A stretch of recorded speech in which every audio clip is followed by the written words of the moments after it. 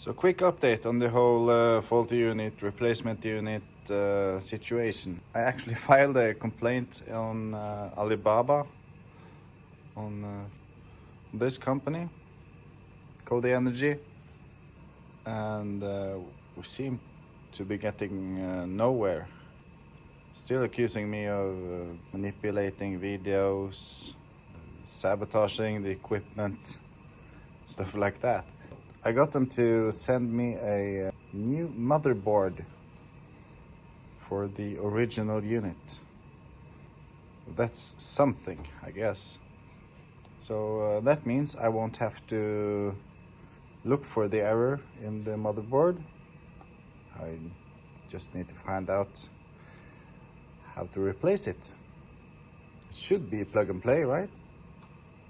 So yeah, we'll see how it goes, and if they end up sending me the motherboard, we'll see. All right, so let me know what you think.